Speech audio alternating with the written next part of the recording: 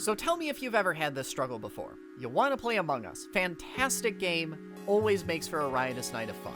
But actually getting 10 people to all sit down together is a challenge.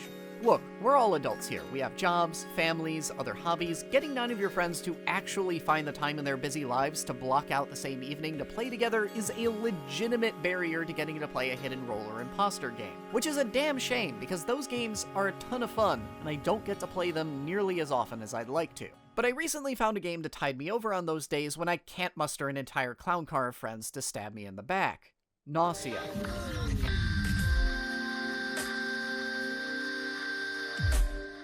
It's a single-player game of werewolf, or Among Us if that's what you're more familiar with, pitting you against the AI in an almost entirely unscripted battle of wits with all the same social sleuthing and backstabbing we've come to know and love from our friends. I'd originally planned to make Gnosia part of the recent quarterly wrap-up, but once I started playing it, I got more than I bargained for. Way more than I bargained for. What followed was a 4-day non-stop binge. Way more than just the usual 5 hours I put into my reviews, because I could not put this game down. And now I have to share it with you, because it is one of the coolest games I've played all year. If you're living under a rock and don't know how these social deduction games work, I'll give you the quick 2-sentence rundown. There are a dozen people in a closed room environment, and among them are several people whose goal is to kill everyone else. These are the Gnosia. Everybody else is working to find and remove the Gnosia, but nobody knows what anybody's role is, so you have to pick up on who's friend or foe based on social cues as the Gnosia attempt to blend in and pose as your fellow crew members. And if you are like me and have played a fair few of these sorts of games, I know what you might be thinking, because it's what I was thinking when I started playing Gnosia. A single-player werewolf? There's no way you could possibly program a game's AI to properly mimic all the subtle and nuanced human interactions that make this game entertaining. The only way you can make a facsimile of that is to go the Danganronpa route and more or less have the whole thing scripted out more like a mystery novel. But holy shit, Gnosia did. The Mad Lads actually did it. Gnosia not only tried to ape a game of Among Us or Werewolf with a simulation-first design, but did so successfully that it blew away every cynical preconceived notion I had about it. I've had matches every bit as tense and entertaining as playing Werewolf with real living people around a physical table. I've had matches where I'm completely stumped and praying my one AI ally knows what's going on better than I do. Matches where I've masterfully played the entire room like a fiddle, and of course, the classic 50-50 when it's just you and 2 other people left, and the deciding vote chooses wrong. I've schemed, hunted, and murdered my way through over 100 matches, and I still can't see past the smoke and mirrors of Gnosia's believable simulation of actual real people. Complete with the ability to know when you're lying through your teeth, lie just as competently straight to your face, and even express unique personality quirks. And the wildest part of all of this is completely randomly generated. And that's what's shocked me so much about Gnosia. It's the exact opposite of what I assumed it would be, of what I assumed any single-player style werewolf could be. Going in, I expected a largely narrative-focused game with a handful of pre-scripted scenarios that would kind of ape the general vibe of an in-person game of werewolf, but end up more or less a narratively dramatic puzzle. In actuality, there's barely a narrative to speak of, and what is there isn't particularly compelling. Instead, it's a mechanically driven game that is 100% dedicated to making the most realistic simulation of an honest-to-goodness game of werewolf possible. It's forced to lean on a few different mechanical systems like an RPG stat to tell when someone is bald-facedly lying to simulate some of the softer social elements of interacting with others, and it enjoys the occasional supremely anime twist of making basic conversational techniques dramatic superpowers.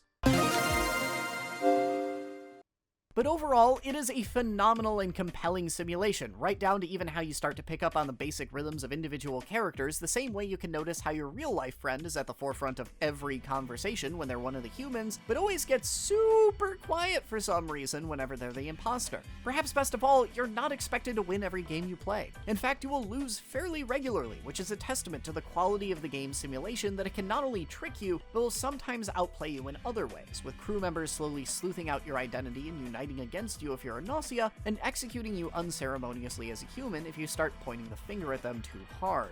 Luckily, the AI don't play absolutely perfectly though, otherwise some of the game scenarios would be damn near impossible to win. One particularly memorable one tasked me with not only winning as Gnosia, but doing so while keeping a specific human crew member alive through the entire match. Not only could I not kill them, I had to keep the rest of the crew from voting them off the island too. And worst of all, this guy was the crew's engineer, who was able to scan to find out if someone was a Gnosia once each night, and he had me completely figured out within like 5 minutes. It was a nail-biter of a match, even with the AI virtually ignoring him. And when the game puts these additional win conditions on you to unlock the next little narrative vignette, the game is at its most demanding and compelling. Challenges like that scenario often had me yelling into my Switch, well, how the hell am I gonna get out of that? And yet somehow, I always could. This gets combined with numerous other restrictions, like how if you talk too much or try to influence a conversation too heavily, the AI will start to react hostilely to you, forcing you to pick and choose your moments to get involved. Or again, the possibility that you might end your game unceremoniously early, having drawn too much attention to yourself and gotten murdered in the middle of the night. It's all driven by simple math, but there's enough smoke and mirrors at play to create a believable and really compelling tightrope for you to walk where you have to be strategic about who you accuse, how you do it, and when you decide to make your move. And that strategy gets surprisingly deep as well. Just like in a real game of social deduction, there is all kinds of chicanery you can get up to inside of Gnosia's ability system, which gives you a whole pile of different conversational tactics you can use. As a simple example, you can use the cover ability in a surprising number of ways. Its stated function is to express that a certain character is trustworthy and shouldn't be voted off, but you can also use it to make allies, since they'll remember you did them a solid, and you can use it to indirectly attack other characters by reducing the number of suspects until there's only one guy left to point a finger at. A tactic that draws significantly less ire than going in guns blazing and demanding someone get voted out. Perhaps most surprising of all, however, is the metagame surrounding each individual match. Gnosia only loosely strings its individual randomized games together. After each match, you get thrown back to a menu where you can tweak the settings to whatever the heck you want. Want to challenge yourself and make a third of the crew Gnosia? Go for it. Want to be the Gnosia and kill everyone every match? Knock yourself out. If you're one of those kids that keeps ruining my Among Us games by leaving immediately when you don't get picked imposter, this game's for you. Personally, however, I enjoy the randomness, the constant freshness of spinning the wheel and having the game tell me that now I was the guardian angel and my job was to keep all my hapless teammates alive. Sure thing, game. Sounds like fun. And if you want to advance the actual narrative, or what little narrative that exists anyway, you'll want to do the same. Gnosia has very little in the way of a centralized story, and instead has several dozen vignettes that will tell you a little bit more about one of the various crew. In order to trigger them, you have to more or less luck into them by picking the right settings and hoping the correct characters show up. But if you hit that randomize button I'm so fond of, the game weights the conditions to ones that will trigger a vignette, giving much faster story progression. Some of these vignettes are rather on the disappointing side. I survived the murder on the Galactic Express just to learn that this lady likes gardening. But sometimes the story puts a bit more of an authored figure on Gnosia's usually random scales, and I'll get an entirely different story that wildly recharacterizes the exact same person. When the finger presses down ever so lightly like that, Gnosia's narrative works. And it doesn't always even come with the trade-off of weaker gameplay. Just see my previous story about my struggle to keep Remnant alive despite his best efforts to murder me. So the vignettes themselves can be hit or miss, but the central mystery you'll spend 20 plus hours unraveling is more decidedly the latter. It's mostly just a bunch of lore to explain why someone would conceivably be going through hundreds of games of real-life werewolf with the same cast of characters all randomly becoming space parasites that want to commit axe murder. You kinda have to just go with it and not scrutinize Gnosia's story too hard, because the whole thing is held together with duct tape. And if you're hoping for an actual emotional payoff to any of this, well, it does eventually come, but you're going to be waiting right up until the game's literal final minutes. Gnosia's narrative has other blemishes I could point to as well, mainly the fact that the way it treats its female characters is really grody in the most bizarrely PG way imaginable. In general, the story makes for an occasional pleasant surprise at its best, and is a little gag-worthy at its most uncomfortable, but for the most part is fairly ephemeral and stays out of the way while you're enjoying the gameplay. And of course, aesthetically, the game's pretty solid. As with everything else in the game, the cast of characters are the real focus here, and they found all kinds of weird and colorful designs to round out the cast with. They were also neat enough to include a few non-binary characters alongside all the space dolphins and alien people. Everything outside of the characters, from music to environment design, is pretty resoundingly average, but that's another way of saying that it does what it needs to and doesn't get in the way, letting you enjoy the good stuff. But with those last few digressions concluded, we should get to wrapping this up.